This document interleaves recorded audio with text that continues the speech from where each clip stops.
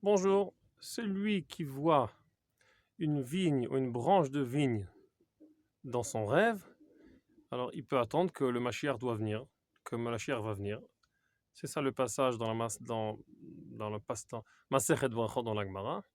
Et le passouk qui est basé, qu'est-ce que cette Gemara est basée dessus, c'est ou le Soreka Bnei Atono.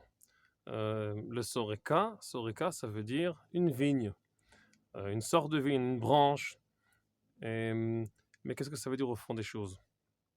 Alors, quand on boit du vin, premièrement, quand on boit du vin, alors tout a l'air bien et tout a l'air unifié. Et en fait, cette notion, c'est la notion du Mashiach.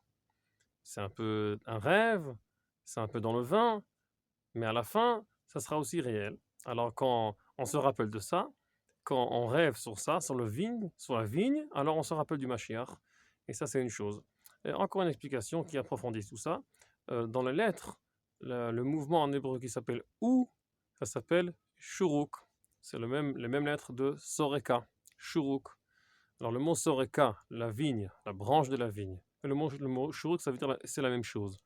C'est en fait le point qui donne le son de la lettre vav. La lettre vav, c'est un trait qui descend d'en haut en bas, de l'abstrait jusqu'à la terre, qui fait un lien entre le ciel et la terre.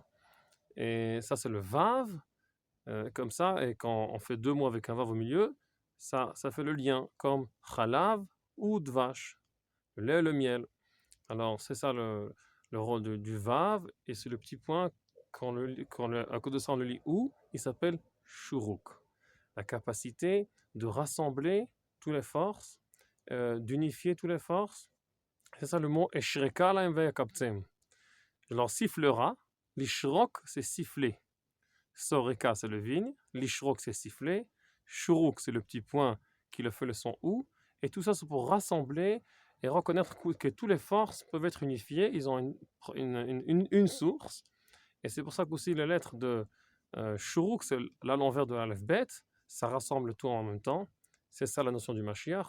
Ça peut être réel, même que maintenant, peut-être on voit beaucoup de choses qui sont divisées, beaucoup de problèmes. Alors maintenant, peut-être c'est un peu un rêve, mais il commence à se dévoiler déjà parce qu'il y a un rassemblement de tous les juifs de tout le monde, le kibbutz galuyot, et shreka lahem, je leur siffle, je leur fais une voix, le côté intérieur, et ça rassemble tout le monde dans ce pays. Ça a commencé déjà. Alors on est déjà un peu dans le rêve et déjà dans la réalité déjà. On commence à voir ce rêve dans la réalité. On commence à voir le vin de la réalité, la profondeur de la réalité, la notion profonde que tout est un. Shabbat shalom à tout le monde.